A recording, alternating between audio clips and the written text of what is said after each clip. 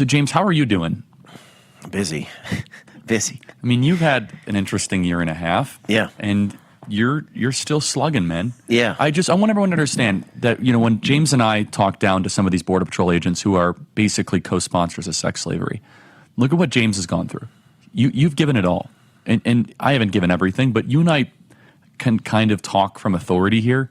We know what it's like to not have the easy life and to go do difficult things. I don't have a lot of sympathy for people that do evil for money. I just don't. It's tough.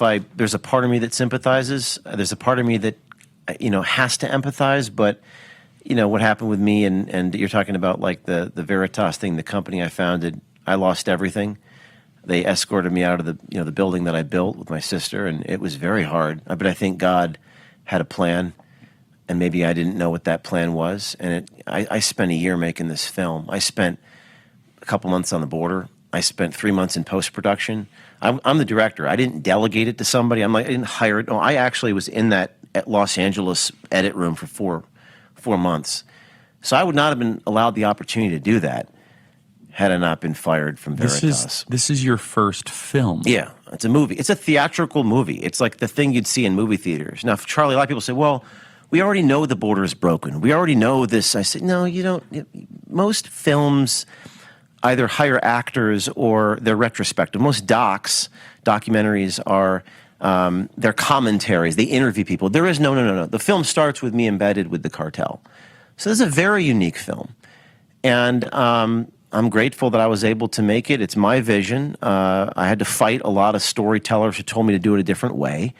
But I did it the way that I wanted to do it. And like I said, I rode the beast, the freight train with the Venezuelans. I was detained. My colleague was kidnapped by the cartel. They put a hood over his face, took a crowbar, destroyed his cameras. We escaped with the SD chip. So it's some pretty riveting stuff. And I think it'll wake people up. So, James, why is it that most conservative media and no left-wing media has done this obvious reporting? I mean, this is the human rights issue of our time. You and I grew up in the conservative movement, always being lectured by left-wingers about how we're an evil country because we had chattel slavery in the 16, 17, 1800s, which we agree, slavery is evil. But this is slavery, is it not? Why is no one covering this? And is it fair to say, James, that this is a form of slavery? I think the unaccompanied children aspect of this, the 500,000 children in 3 years, people don't realize unaccompanied migrant, immigrant children are being housed in facilities that no one has ever heard of. Sunny Glen facility, Southwest Keys. Most people don't know these places even exist. They're secret. We actually snuck into these places, Charlie. Snuck in. And you might say, why isn't anybody else doing that? Well, it's dangerous. It's,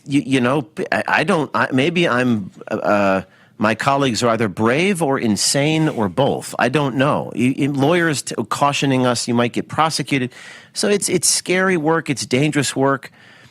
People don't want to shake the apple cart. And also, Charlie, journalism, by and large, there's not a lot of money in it. It's tough. Investigative work. You take months to do this work. There's no really reward in it. You get sued.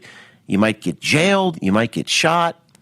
For all these aforementioned reasons, people choose not to do it. But we did it. And I think the film is, I think this one is going to be, I think this might change things. How do people, so explain the Tucker partnership. Yeah, I mean, so we made the film and Tucker, TCN, which is, I think Tucker's got a massive presence and a massive name. He's going into long-form programming, so, much like a Netflix. So tuckercarlson.com/line in the sand is where you can stream the film, and we have an exclusive deal with him for 60 days. So that's where you can watch the film, and then it'll go wider after that. We have a premiere next Tuesday in Los Angeles, and we'll have a few theatrical events around the country, but right now it's through Tucker exclusively. And for independent and swing voters, why is it important they see this film? I think the first step is recognizing that there is a problem and the nature of the problem. And I don't think this film is a political film, Charlie. And I'm an artist, and I tend to I focus on telling a story through a different type of lens. I don't think this film is, if anything, it comes from a bleeding heart perspective. Like when I was with the Venezuelans, it changed me.